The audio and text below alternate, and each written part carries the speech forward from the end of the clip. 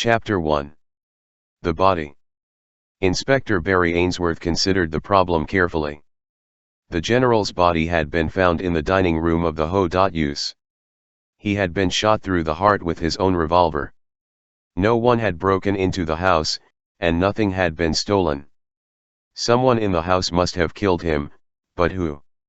He looked again at the list of people who were in the house. Any of them could be the murderer. There was the general's servant, Deacon. Everyone had heard the general shouting furiously at Deacon the day before the murder. What had they quarreled about, the inspector wondered. Or was the murderer one of the general's sons, perhaps? They were a peculiar bunch, the inspector thought to himself. The eldest, Arthur, was the owner of an art gallery in London. He had beautiful clothes and he drove an expensive car, but the inspector had made his inquiries. He knew that the art gallery was losing money. Perhaps Arthur had asked his father for money, and the old man had refused to give it to him. Had Arthur killed him in a sudden outburst of anger? Then there was Reginald, the second son. Reginald certainly knew how to use a revolver, he was the editor of Gun Monthly. Reginald loathed his father, everyone knew that. The two men had usually avoided each other. Why had Reginald come down to the house for the weekend? And what about the third son, the shy and innocent-looking Dr. Richard? The inspector had made inquiries about him, as well. He knew that Richard gambled heavily. Was he in financial trouble, too? Was that why he had come to see his father? It was a difficult case, the inspector said to himself. Suddenly the answer came to him. He looked at the small boy in front of him. "I know everything," he said very seriously. "It was you. You took the general's revolver when no one was looking, and you carried it up to your bedroom. You waited until everyone had gone to bed except the general. You knew that he always listened to the midnight news on the radio in the dining room. You came down the stairs just after midnight, and you shot him. It was you, I tell you."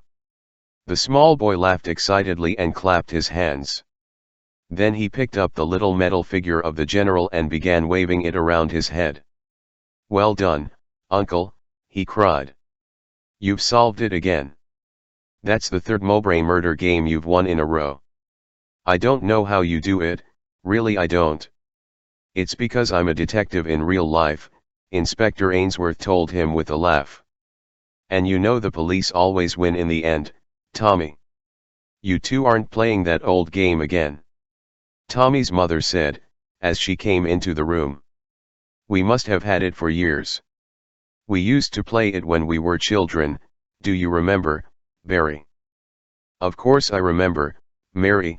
I should think every family in England had a copy of the Mowbray Murder game in those days. It was a huge success, the first really popular board game." Tommy's mother picked up the little metal figure, and looked at it. "Poor old general. You're always the victim, aren't you? I used to feel so sorry for you," she said with a laugh. Inspector Ainsworth looked cheerful as he climbed the stairs to his office on Monday morning. He had enjoyed the evening at his sister's house, and he was very fond of his nephew Tommy. "You're pleased with yourself," the superintendent said, catching sight of the smile on the inspector's face. "I had a good weekend," the inspector replied. "Now it's back to work, I suppose. What is there today?" "Bill. The chief wants to see you in his office," the superintendent told him. A few minutes later Inspector Ainsworth was sitting in the chief's office. He wasn't smiling now. "Mowbray, sir." "Did you say Mowbray, sir?" he asked. "That's right," the chief said. "Mowbray. You know, the Mowbray murder game. Come on, Inspector, surely you've heard of that." The inspector took a deep breath. "Of course I know the game, Chief. But I didn't know there was a real Mowbray Hall. And now you're telling me there's been a real murder there." "That's correct," the chief told him. "Arthur Mowbray has been murdered." "I think you'd better tell me everything, sir," the inspector said slowly. From the beginning, if you don't mind. Very well, the chief agreed. We had a telephone call earlier this morning from the local police. Arthur Mowbray, the head of the Mowbray Company, was found dead at his home, about 9 o'clock this morning. Where was the body found? The inspector asked. You won't like this part. Inspector, the chief said with a grim little smile, Arthur Mowbray's body was discovered in the dining room. The dining room? Inspector Ainsworth interrupted. The inspector began to feel rather strange. He felt weak, and a little dizzy. He tried to concentrate. Then he asked as casually as he could, I suppose he was shot. Precisely, the chief confirmed. Again he gave a grim little smile. With his own army revolver, naturally. The inspector took a deep breath. What do we know about the victim, sir? The Mowbray story is pretty well known, Inspector, but I'll give you the background all the same. Arthur Mowbray came from a rich family, but his father lost most of the family money through bad investments. The father died when Arthur was still at university. The young man suddenly discovered that he didn't have a penny.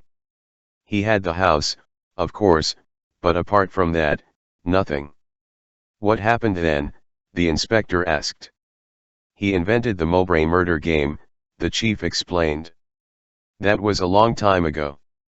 He made the first game himself, out of cardboard and plasticine figures. Then he thought of a clever plan for raising the money he needed to start the company. He invited another student, Lord Sheffield, to his rooms at the university to try the game out. Lord Sheffield enjoyed the game so much that he lent Mowbray £1,000 to produce it commercially. The rest is history, Inspector. Mowbray sold copies to everyone he knew. Within 3 years he was a rich man. He made other board games, and the company grew from there. He paused for a moment. That's all we know at the moment, he said, except for one other thing. What's that, sir? The inspector asked. Again the chief smiled. Just this. You are going to investigate the murder, my dear inspector. Chapter 2 Mowbray Hall. Inspector Ainsworth drove to Mowbray Hall, which was 50 miles from London. He knew that he was approaching the hall when he saw a line of police cars parked by the side of the road. The inspector stopped his car, and showed one of the policemen his ID. I'm investigating the case, he said. Tell me how to get to the hall, will you? You go through that gate over there, sir, the constable told him, and follow the private road. The house is about half a mile down. It's a big place, sir, you can't miss it. The inspector got back into his car, and drove down the private road. The grounds of the house were very large. There were well-kept gardens, many fine trees, and a number of low buildings that looked like workshops. Then he saw Mowbray Hall itself, a large old building on the top of a small hill. Once again there were policemen standing outside the front entrance to the hall. He parked his car. A few minutes later the inspector entered the dining room of the hall with one of the local policemen. He looked down at the body on the floor. Right, Sergeant, give me the details, he ordered. I want to know everything. Yes, sir, replied the sergeant. The victim's name is Arthur Mowbray. He's been shot. Through the heart, sir. The revolver was found next to the body.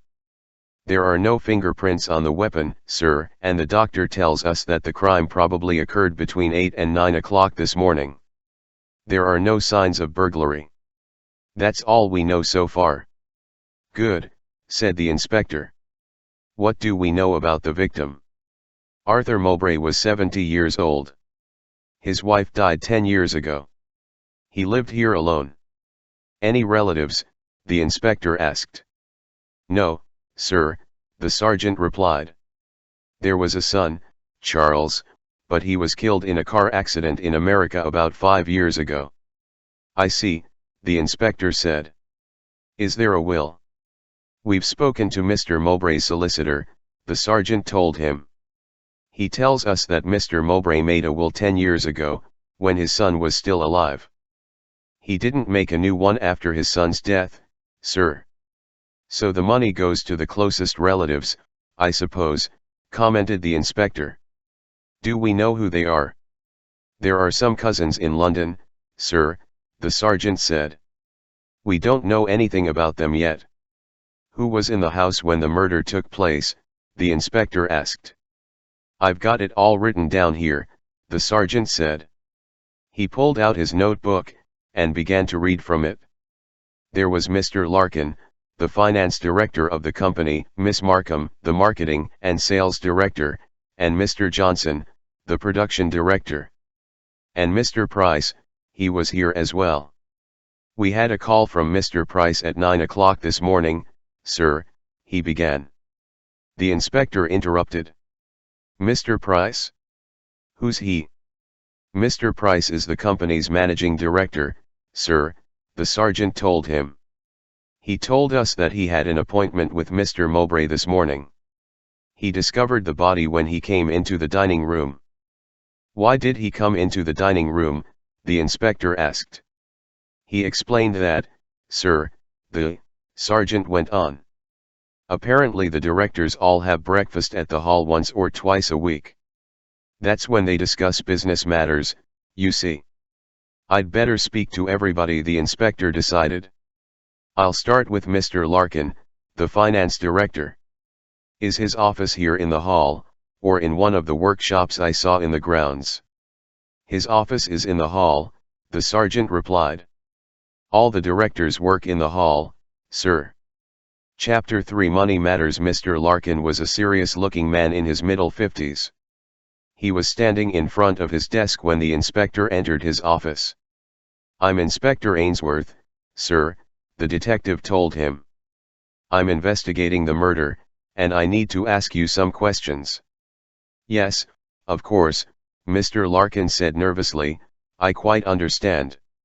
It's been terrible, Inspector, a terrible shock. Who would have thought? Such a nice man. But really. He coughed, and made an effort to control himself. I'm sorry, Inspector. Please ask your questions. I'll tell you everything I can. I want to know as much as I can about the company and about Arthur Mowbray, the inspector said. It might help me in the investigation. Yes, I see, Mr. Larkin agreed. Well, Inspector, let's start with the company finances, shall we? That's my main responsibility. Thank you, sir, the inspector said politely.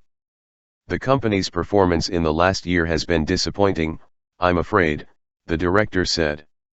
Revenue is down on last year, and we're facing some difficult decisions. We may have to make some people redundant in the near future, I'm afraid. That's the fundamental situation. I suppose the death of Arthur Mowbray will make things worse, suggested the inspector. He must have played a big part in the financial decision-making of the company. Mr. Larkin smiled. The inspector noticed the smile, and looked curiously at him. I'm sorry, Inspector, the director said, I shouldn't smile. But the idea of Arthur Mowbray playing an important role in financial decision-making is a strange one. He didn't know anything about the world of finance, he explained. He didn't even know the difference between a bull market and a bear market, Inspector. I had to tell him. The director paused suddenly.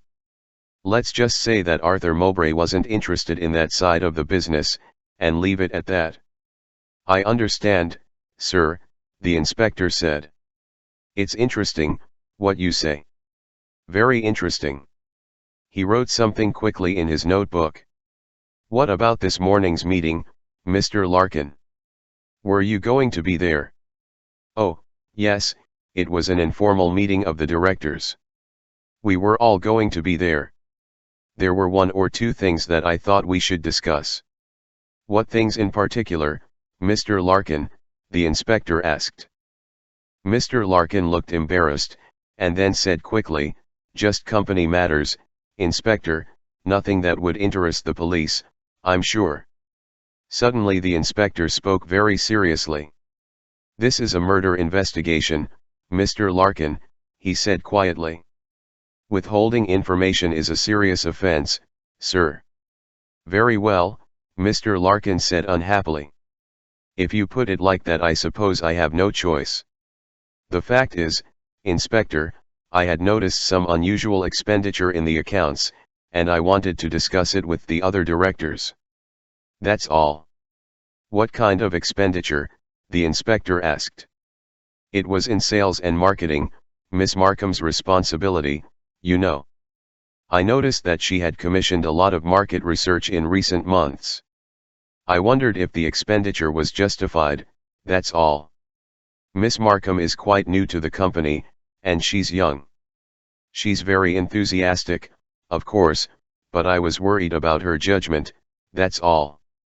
Chapter 4: The Big Picture. After his interview with Mr. Larkin, the inspector went to see Mr. Price, the managing director. His office was at the back of the hall, on the ground floor. About 2 minutes' walk from the dining room, the inspector said to himself as he knocked on the office door. "I must remember that." Mr. Price opened the door of the office himself. He was a tall, thin man of about 45. He shook hands with the detective. "Please sit down, Inspector," Mr. Price said. Inspector Ainsworth looked around the office. There was a large desk with a chair behind it. Papers were neatly arranged on the desk, and there was a telephone. There was a smaller table with several expensive computers on it. The inspector looked curiously at the computers.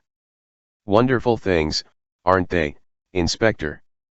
Mr. Price said proudly, "That's the world of the future, you know." The inspector laughed. "You're probably right, sir," he said, "but I'm a little out of date. I keep intending to learn about computers, but I've never got the time."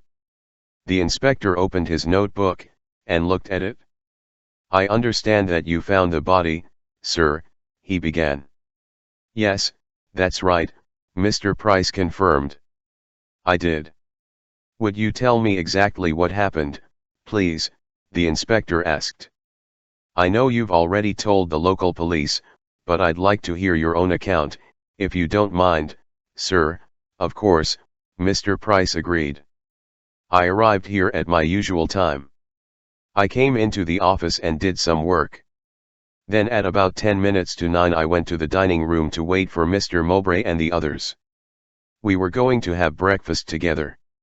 That's when I saw him, when I discovered the body." "What did you do then, sir?" the inspector asked. "I came straight back here and telephoned the police," Mr. Price said. "That was at 9 o'clock, sir?" the inspector asked. "Yes, that's right," Mr. Price agreed. "I see," the inspector said thoughtfully. He scribbled something in his notebook. "Was there anything special about the directors' meeting this morning?" "No, nothing I can think of," the managing director replied. "It was a routine meeting, Inspector. I've just been speaking to Mr. Larkin," the inspector told him. "Do you know what he wanted to talk about at the meeting, Mr. Price?" "Yes, I do," the managing director said with a laugh. "He always finds some little thing in the accounts to complain about. This time it's Miss Markham's market research that worries him. He doesn't realize how lucky we are to have her in the company. She's young, but she's a real expert in her field. Have a look at this, Inspector." He passed the inspector a book. He looked at the title. "Marketing Organization and Consumer Behavior, by Patricia Markham." "You see," said Mr. Price. "She really knows what she's doing, Inspector. Larkin should be encouraging her, not making her life difficult at meetings. Don't misunderstand me. Larkin's a good man, and he takes his responsibilities seriously. But he worries too much about little things. He doesn't see the big picture." "What do you mean, the big picture, Mr. Price?" "Let me tell you something about the company," Mr. Price suggested. "Arthur Mowbray made his fortune with the Mowbray Murder game. He was a gifted young man, but he didn't know anything about business.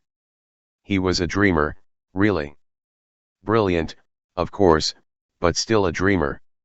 Lord Sheffield was the business brains of the company. He organized everything. He made the company a huge success, not just in Britain but in America as well. It was Lord Sheffield who went to America for the company. Mowbray always refused to go. Whenever there was a serious problem, it was Lord Sheffield who managed to solve it. I'm beginning to understand something about Arthur Mowbray, the inspector said. Mr. Larkins already told me that Arthur Mowbray didn't know anything about the finances of the company. Lord Sheffield died 6 months ago, Mr. Price continued.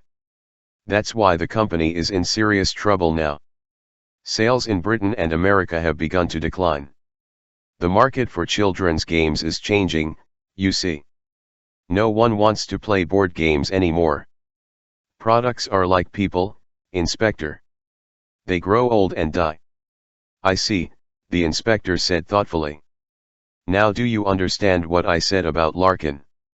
Mr. Price said angrily. He's always going on about small things in the accounts, but he doesn't understand the real problem. We're in a crisis, Inspector, and if we don't do something pretty soon, there won't be a company left. Chapter 5. The car. Just then there was a knock at the door. Mr. Price looked quickly at Inspector Ainsworth, and then called out, "Come in." A young woman entered the office. She was about 30 years old, slender, and dark-haired. She was dressed in a business suit. The woman stopped when she saw the inspector. "I'm sorry," she said to Mr. Price. "I didn't know there was anyone with you." "This is Patricia Markham, Inspector," Mr. Price said. "She's our Director of Marketing and Sales." The inspector stood up to shake hands with the young woman. "What a terrible thing this murder is," the young woman exclaimed. "I really can't imagine why anyone would want to hurt Arthur Mowbray. It doesn't make any sense at all." "Not at the moment, perhaps," the inspector agreed. "But we'll find out everything in the end, I can promise you that. That's why I've been talking to Mr. Price. He's told me quite a lot about the company." The inspector thought he saw Patricia Markham exchange a quick glance with Mr. Price while he was speaking. She looked worried. He stood up. "I won't take up any more of your time just now, Mr. Price," he said. "We can continue our conversation later." He turned to Miss Markham. "At some point I shall have to ask you some questions as well," he said to the young woman. Patricia Markham looked at him in surprise. "Me, Inspector?" she asked. "Of course," the inspector told her. "I want to talk to all the directors, Miss Markham." The inspector left Mr. Price's office, and closed the door behind him. He stood outside the door for a moment. He could hear the two directors talking. They seemed excited and nervous, but the inspector could not hear what they were saying. They were talking in low voices. "I wonder what that's all about," the inspector thought. "Those two seem to have a secret." He went back to the dining room. The sergeant came up to him. "We've photographed everything, sir," he told the inspector. "Can we take the body away now?" The inspector looked down at the body on the floor. How small the old man looked. "All right," he told the sergeant. "Pick him up, and carry him away. Gently now." Two policemen stepped forward and began to lift the body. Something fell out of the dead man's hand. "Wait," cried the inspector. He moved forward quickly, and picked up the fallen object carefully with his handkerchief. He showed it to the sergeant. "What do you suppose this is?" he asked. "It's a card, sir," the man said slowly. "It looks like one of the cards from the Mowbray murder game. You know, sir," he went on, "the cards with the clues written on them." "You're right, Sergeant," Inspector Ainsworth said. "But the cards in the Mowbray murder game are all blue, and this one is yellow. Let's see if there's anything written on the other side, shall we?" The inspector turned the card over. There were some handwritten notes on it. The inspector read, 57 press reports frighten investors down 30.000 pounds. It looks as if Arthur Mowbray was working on a new game, he said thoughtfully. I wonder if that's why someone killed him, Sergeant. Chapter 6 The best products. It was now late in the afternoon, and Inspector Ainsworth was drinking a cup of tea with the sergeant in the kitchen of the hall. The inspector consulted his notebook. I've spoken to all the directors except Mr. Johnson, he told the sergeant. I'd better see him next. The inspector found Mr. Johnson's office empty when he got there. The office was very different to Mr. Price's. There was an untidy heap of papers on his desk, and there were chart and diagrams on one wall. There was a large bookcase full of Mowbray games. The inspector took down one of the boxes. The lid had a brightly painted battle scene on it, and the words War and Peace in large letters. The inspector was struck by the beauty of the illustration. Good, isn't it? A voice said behind him. The inspector turned. The speaker was a man in his late 50s.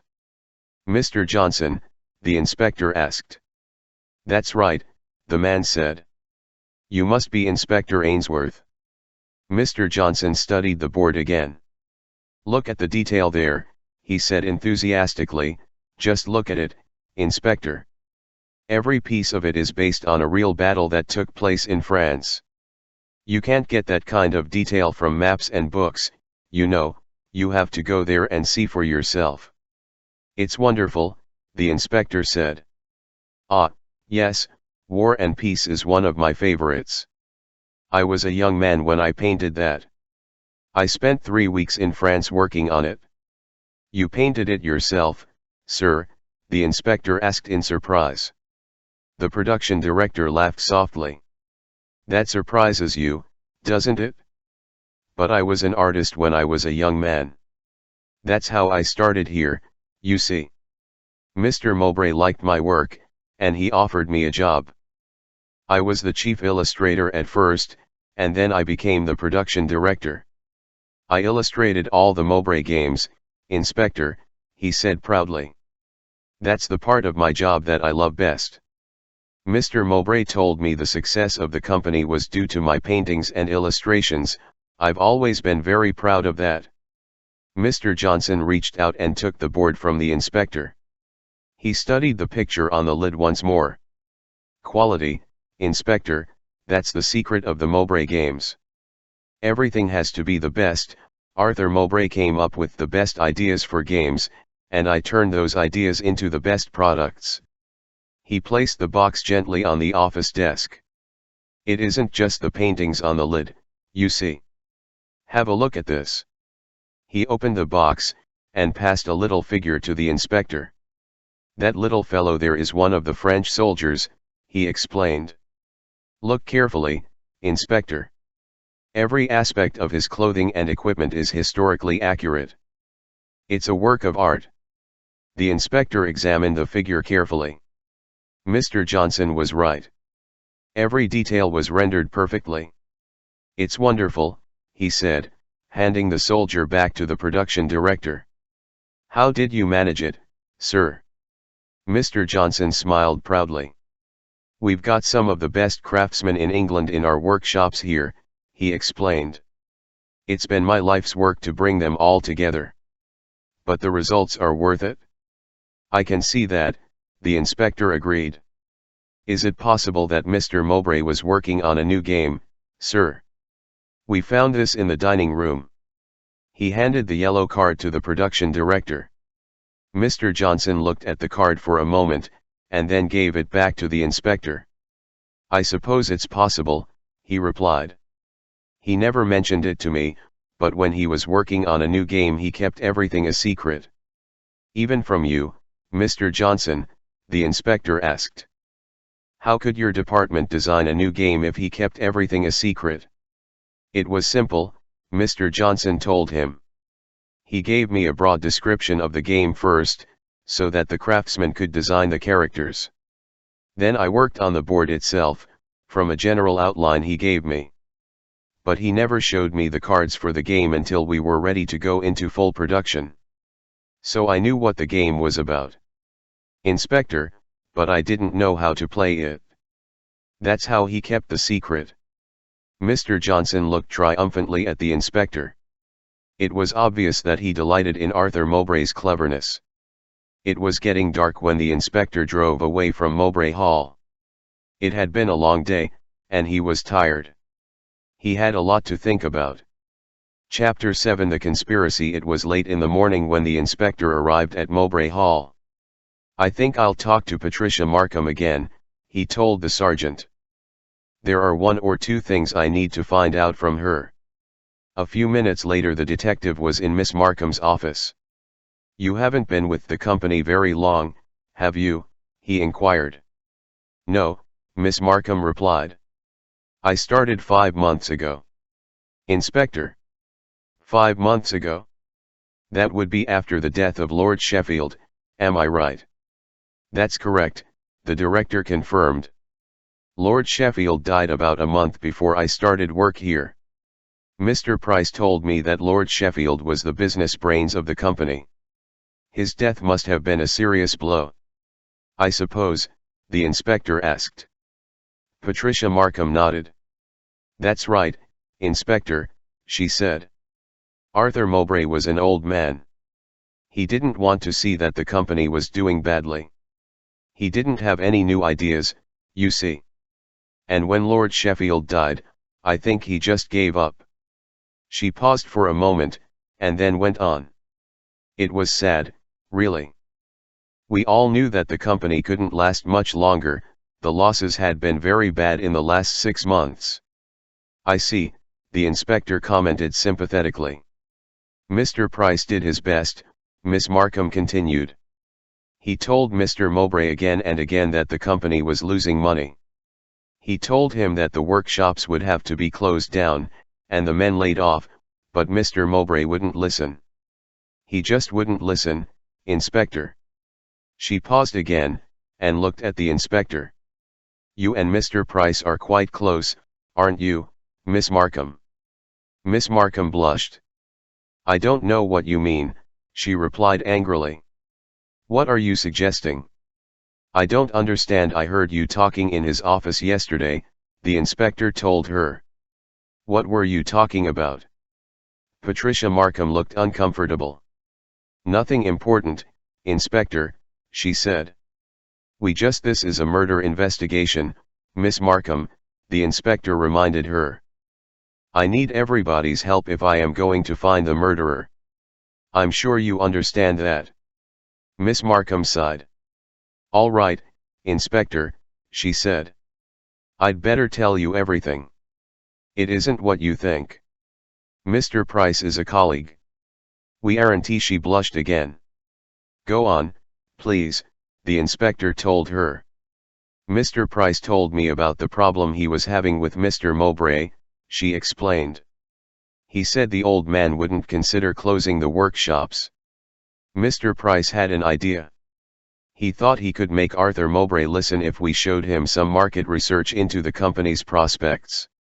We wanted to make him face reality, Inspector. That was all." "I see," the inspector said. "So the idea for your market research came from Mr. Price, did it?" "Yes," Miss Markham replied. "Perhaps I shouldn't have agreed to help him, but I thought he was right, you see. I thought it was the best thing for the company." "Then what happened?" the inspector wanted to know. "Did the plan work?" "I gave Mr. Price the market research reports a week ago, and he took them to Mr. Mowbray. I don't know what they said to each other, but I do know they had a loud argument. Everybody heard them shouting." She paused. "But I don't see what that's got to do with the murder, Inspector." Inspector Ainsworth showed her the yellow card that had been in the dead man's hand. "Have you ever seen this before?" he asked. Patricia Markham looked at the card and shook her head. "No, Inspector, I haven't." "Is it important?" "I think it proves that Arthur Mowbray was working on a new game when he was killed," the inspector said. "Somebody wanted to stop him. I think that's why he was murdered." Patricia Markham looked confused.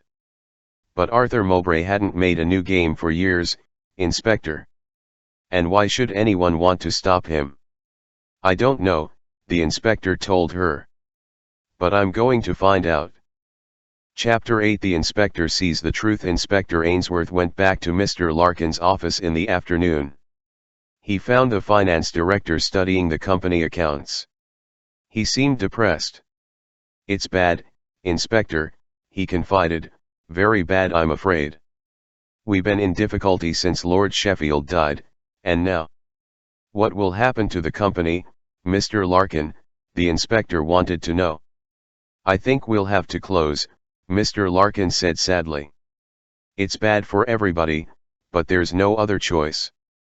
I've been looking at our expenses for the last few months.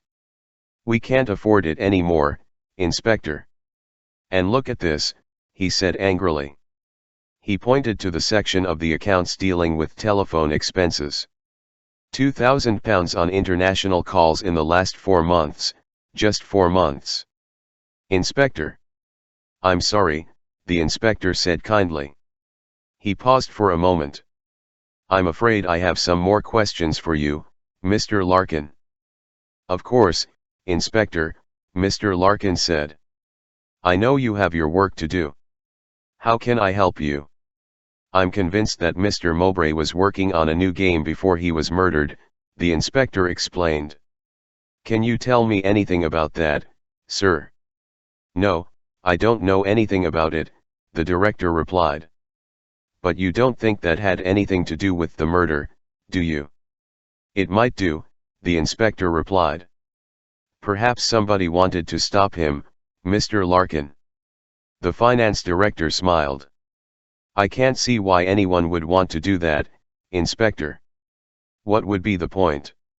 "I don't know," the inspector said gloomily. "There must be a reason somewhere." He paused. "There's one other thing," he said. "Apparently Mr. Price and Mr. Mowbray had a fierce quarrel about a week ago. Can you tell me anything about that, Mr. Larkin?" "Not very much," the director said. "I was in Bob Johnson's office when the argument was going on. Mr. Mowbray and Mr. Price were in the dining room. I couldn't hear what they were saying because the door was shut. They sounded very angry. Then the door of the dining room opened, and I heard Mr. Mowbray say, 'All right, we'll do it your way, Mr. Price. I don't like it, but we'll do it your way.' That's all I heard, Inspector." "What do you think they were arguing about?" the inspector asked. "They'd been arguing for months about the workshops," Mr. Larkin said. "Mr. Price said they were too expensive, and he wanted to close them. I imagine they were arguing about that. The Mowbray Arms pub was empty when the sergeant and Inspector Ainsworth got there at about 9 that evening. It's the quietest place I could think of, sir," the sergeant said. "And the local beer's good, I can promise you that." The inspector smiled. It had been a long day, and he wanted to relax. He looked around the pub, and was pleased to see that it was comfortable and old-fashioned. There were pictures on the walls, and there was a large fire in the corner of the bar. "This is certainly different to the pubs in London," he commented happily. "They're all full of music and noise. At least we can talk in here." "Yes, sir," the sergeant said. "Are you making progress with your inquiries?" "I don't know," the inspector replied, "it's too early to tell.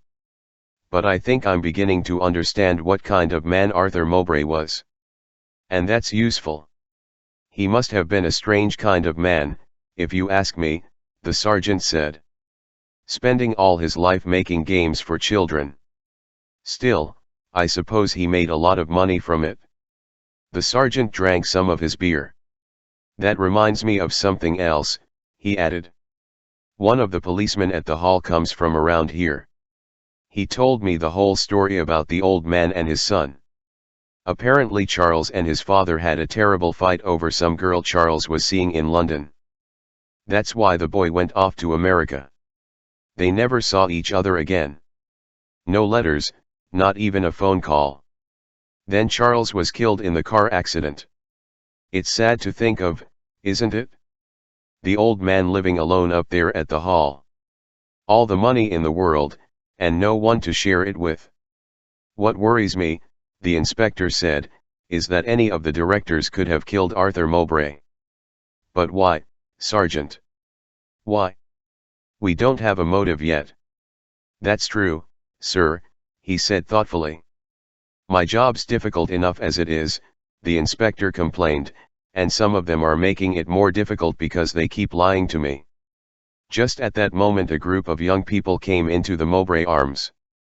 There were about 20 of them, and they were laughing and calling out to each other.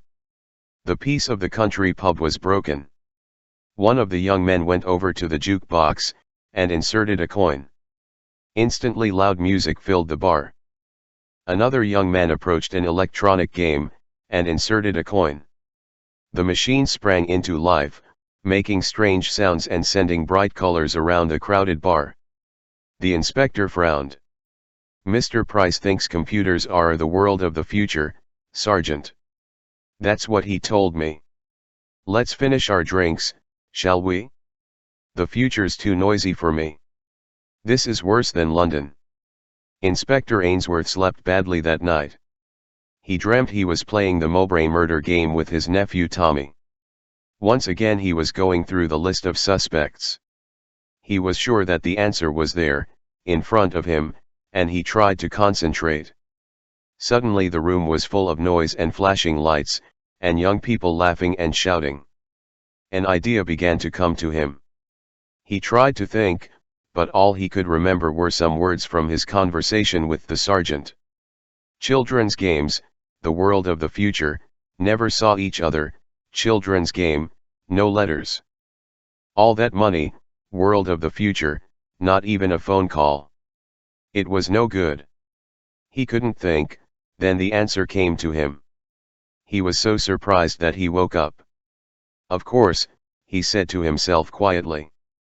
Now why didn't I think of it before? He smiled happily, and went back to sleep. Chapter 9 The suspects. Inspector Ainsworth looked very determined when he arrived at Mowbray Hall the next morning. Good morning, Sergeant, he said briskly. It's going to be a busy day. I want you to ask all the directors to come into the dining room. We're going to have a meeting. Make sure that they're all there in 5 minutes. Yes, sir, the sergeant said. I'll tell them now.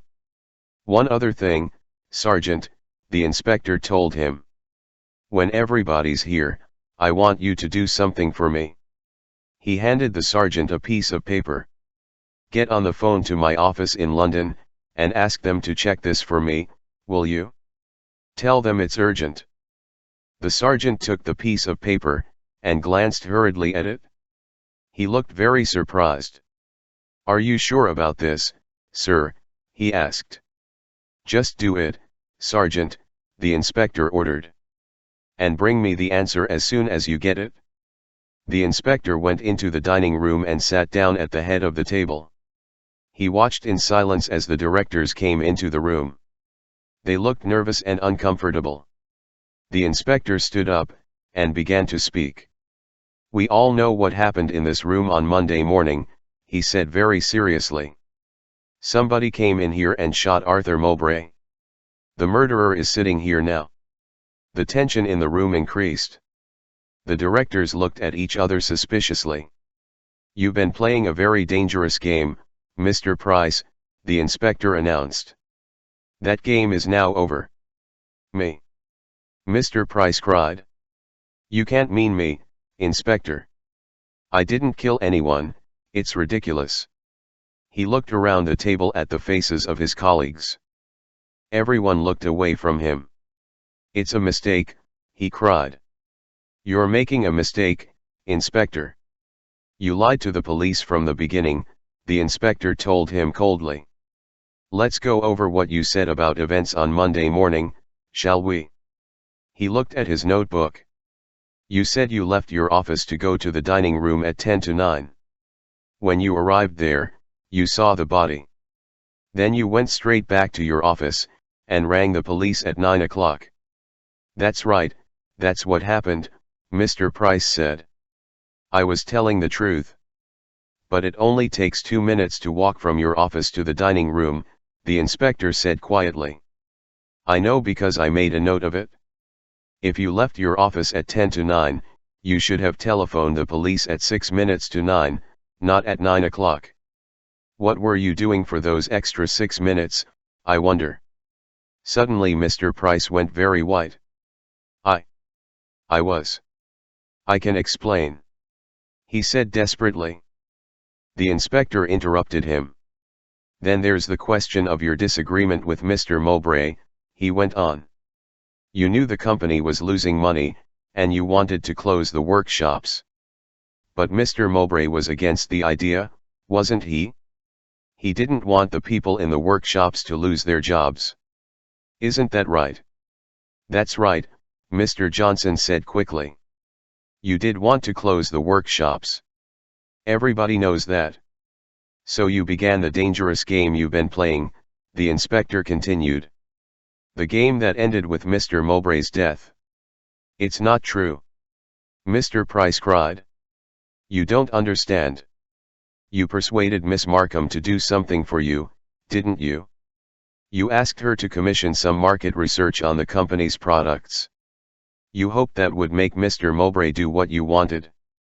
But it didn't work, did it? You had a serious argument with Mr. Mowbray. Everybody heard that. Mr. Price was very excited, and his voice trembled as he spoke. Wait! He cried. Let me explain.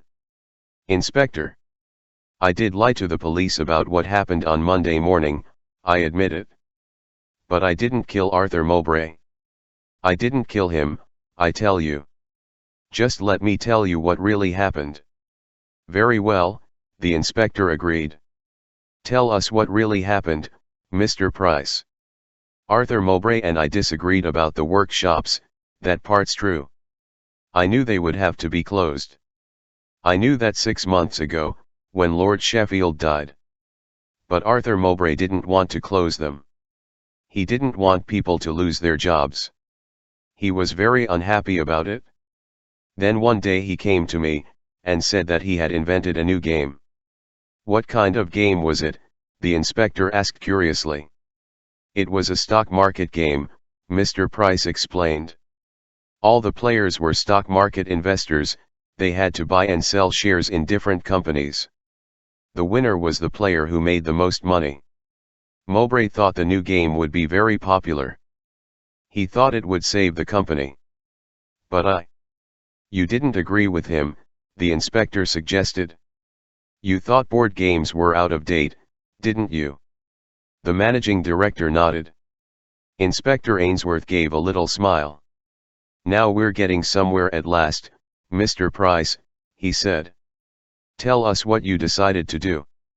Tell us everything, Mr. Price. The game was a brilliant one, Mr. Price said, but it was old-fashioned. I knew no one would buy it. Then I realized how we could still make the game and save the company. The answer was simple. A computer game, the inspector interrupted him. You wanted to bring Arthur Mowbray's game into the world of the future, didn't you? You're right, Inspector, Mr. Price replied. But how did you find out? No one else knew. Never mind, Mr. Price, the inspector told him. Let's just say that the idea came to me over a beer. I went to see him about a week ago, said Mr. Price. I showed him the market reports that Miss Markham had prepared, and I told him my idea. I offered him a deal, Inspector. I said we could keep the workshops open if we made a computer version of his game. That was clever of you, the inspector commented with a little smile. How did he react to your deal, Mr. Price? He didn't like the idea at first. We had a fierce argument about it, but in the end he agreed. I see, the inspector said. One other thing. What did you do in the dining room after you found the body, Mr. Price? During those missing 6 minutes. I can explain that, too, the managing director said quickly. When I saw Arthur Mowbray lying on the floor, I knew immediately that he was dead. But there was something else in the room, Inspector. I saw the cards for the new game on the floor beside the body. I picked them up and took them away with me, Inspector. For a moment Mr. Price looked ashamed. Then he went on. I'm a businessman, Inspector. The cards are a valuable company asset, and I wanted to keep them safe. Did it take you 6 minutes to collect the cards, Mr. Price? The inspector asked sharply. I couldn't find all the cards, Inspector, Mr. Price explained. You see, all the cards had a number on them. But card 57 was missing. I looked everywhere for it, but I couldn't find it. Good, said the inspector. He seemed pleased. At last you've told me the truth, but you should have told me earlier, Mr. Price. Then you know I didn't kill him. You believe me? Mr. Price asked. The inspector smiled cheerfully at the managing director. Oh, yes, I believe you. I didn't think you were the murderer. You knew that it wasn't me. Then why all these accusations, Inspector? I wanted to hear what really happened, the inspector told him. I knew you wouldn't tell me unless you had to, so I decided to frighten you. I said you were playing a dangerous game, Mr. Price, and that's true. I told you the game you were playing ended in the murder of Arthur Mowbray, and that's true as well. But you weren't the murderer. I know that. Mr. Price looked very relieved. I suppose I should be glad you believe me, he said quietly. Chapter 10. The arrest. Inspector Ainsworth glanced at his notebook again. For a moment he said nothing, then he looked at the people around the table. I wasted a lot of time trying to work out why Mr. Price had lied to the police. I should have been thinking more about the murder itself. Things became clearer when I started to do that. I don't see what you mean, Inspector, Patricia Markham said. Remember the Mowbray murder game? The inspector asked. It always starts the same way, doesn't it? The general's body is found in the library, isn't it? And the murder weapon is always the same, isn't it? The general's own revolver. He paused. Just like the murder of Arthur Mowbray, you see. That made me think that perhaps the person who murdered Arthur Mowbray wasn't interested in money. The murderer was interested in the games themselves. That made me think of you, Mr. Johnson. Me? The production director asked in surprise. Why me, Inspector? You love your work here, don't you? The inspector asked. The Mowbray games are very special to you, aren't they? They're not just games to you, they're your whole life. Then Mr. Larkin gave me an idea. The inspector turned to the finance director. Do you remember what you told me about the argument between Mr. Mowbray and Mr. Price? The inspector asked. You heard Mr. Mowbray say, all right, we'll do it your way, Mr. Price. I don't like it, but we'll do it your way. You thought they were arguing about the workshops again, didn't you? Yes, I did, Mr. Larkin agreed. They were always arguing about that. The inspector looked at the production director. You also heard what Mr. Mowbray said, he reminded him. Of course. Mr. Larkin exclaimed. He looked at Mr. Johnson as well. I was in your office at the time. You heard what Mr. Mowbray said. What are you trying to say, Inspector? He asked. What does that prove? It proves a motive, the inspector said firmly. You loved the games, and you thought Mr. Mowbray was going to close the workshops. That would have been a disaster for you. You told me yourself that the workshops had been your life's work. Revenge can be a powerful motive for murder, Mr. Johnson. The inspector paused for a moment. You were a strong suspect for a while. For a while, Inspector? Mr. Larkin asked. Do you mean Mr. Johnson didn't do it? The inspector smiled. No, sir, Mr. Johnson didn't kill Arthur Mowbray. The inspector looked at his notebook once more. Then I thought of something else. There was something that bothered me about Arthur Mowbray's new game, he said. It was a game about the stock market. But Arthur Mowbray couldn't have invented a game about the stock market by himself. He didn't know anything about business or finance. Somebody helped him.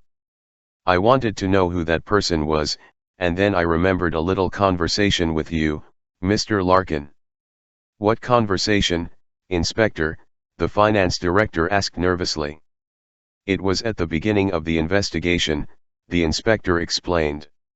I asked you if Arthur Mowbray played an active role in the financial decision-making of the company, do you remember? You smiled, and said the idea was ridiculous. I don't see what that shows, Inspector, Mr. Larkin said. Arthur Mowbray didn't know anything about company accounts, everybody knows that. I agree, the inspector said. But then you said something a little strange. We were talking about company finances, and you suddenly said, he didn't even know the difference between a bull market and a bear market. I had to tell him. Bull markets and bear markets don't have anything to do with company accounts, do they? You must have been talking about the stock market. Arthur Mowbray was asking you for information about how the stock market works, wasn't he? You helped him with the new game, didn't you? You're quite right, Inspector, Mr. Larkin admitted. Why did you tell me you didn't know anything about it? The inspector asked. I thought the murderer killed Mr. Mowbray because of the new game, Mr. Larkin said. I didn't say anything because I was frightened. I thought so, too, the inspector told him. But we were wrong. The murderer wasn't interested in the new game at all. You knew that, didn't you, Miss Markham? Miss Markham laughed. Surely it's time to stop all this, Inspector, she asked scornfully. Why don't you just admit that you don't know who killed Arthur Mowbray? Then we can all get back to work. I'm afraid you won't be going to work for a very long time, the inspector told her. In a few minutes I shall ask the sergeant to arrest you for murder. This is too much. Miss Markham protested. What makes you think I killed Arthur Mowbray? It was a number of little things, the inspector said. I should have put them together earlier, but I didn't. I couldn't see a motive for the crime. At first I thought the motive was greed. That made me think of Mr. Price and Mr. Larkin. Then I thought the motive might be revenge, and that made me think of Mr. Johnson. It was confusing, you see. Then I realized that the motive was greed and revenge. Once I saw that, it wasn't difficult to identify you as the murderer, Miss Markham. The sergeant came quietly into the dining room. He was holding the piece of paper that the inspector had given him. He looked at the inspector, and nodded his head. Mr. Price now spoke. He looked very angry. This is absurd, Inspector, he said. Why do you think Miss Markham is the murderer? The first piece of evidence is the book you showed me, Mr. Price. You remember the title, I'm sure, Marketing Organization and Consumer Behavior. The spelling in the title is American. The publishing company is American as well. Did you ever think about that? What does that prove, Inspector? Mr. Larkin asked. It made me wonder if Miss Markham had ever been to America, the inspector said. And that reminded me of something. The sergeant told me that Arthur Mowbray had a son called Charles. Apparently he had an argument with his father over a girl he was in love with. Charles went to live in America. He died there in a car accident. Isn't that right, Miss Markham? He asked coldly. Everyone looked at Patricia Markham. Then the inspector spoke again. Or should I say, Mrs. Mowbray, he demanded. Mrs. Charles Mowbray? Patricia Markham went very pale. She began to cry. All right, Inspector, you don't have to say any more. I can see that you know everything, she sobbed. It's true about Charles, she said. We met in England, and we fell in love. We wanted to get married, but Arthur Mowbray said Charles was too young. He wouldn't even meet me. Charles was very angry with his father, and he went to live in America. He found a job there, and then he sent for me. We got married. It wasn't easy for us. I studied at the university, and I did very well. Then Charles had a terrible car accident. What happened then? The inspector asked her gently. He didn't die immediately, she explained. He was in hospital for 3 weeks. I wrote to Arthur Mowbray. I asked him for money to pay for the hospital treatment. He never replied to my letter, Inspector. Charles knew that his father had never forgiven him. He died unhappy. Is that when you decided to punish Arthur Mowbray? The inspector asked. Yes, Miss Markham agreed. I hated him for what he had done to Charles. Then I read in the paper about Lord Sheffield's death. I guessed that the company would be in trouble, and that gave me an idea. I applied for a job here. Arthur Mowbray had never met me, you see, he didn't know what I looked like. Did you plan to murder him? The inspector wanted to know. Yes, but I didn't just want to kill him, she confessed. I hated him, and I wanted to make him suffer. That's why I shot him with his own revolver, like in the Mowbray murder game. But before I shot him, I did something else. I humiliated him, Inspector. I told him who I was. It wasn't just revenge, though, was it? The inspector wanted to know. It was greed as well, wasn't it? You haven't told us everything yet, Miss Markham. Isn't that enough, Inspector? Patricia Markham said. I've told you I killed Arthur Mowbray. What else is there to tell you? Mr. Larkin told me someone was making a lot of international phone calls, he said softly. Tell me about those, Miss Markham. Patricia Markham said nothing. She began to cry again. The inspector made a sign to the sergeant. The sergeant came forward, and gave the inspector the piece of paper. The inspector read it quickly. I said the motive for this crime was revenge and greed, he said. We've just been in touch with the authorities in America. They confirm that you and Charles had a son. That's why you killed Arthur Mowbray, isn't it? Your son was his closest relative, you wanted him to inherit all Arthur Mowbray's money. The sergeant led Patricia Markham away. Inspector Ainsworth sat back in his chair, feeling very satisfied. He had solved the Mowbray murder, again. The end.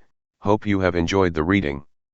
Come back to http://english-e-books.net to find more fascinating and exciting stories.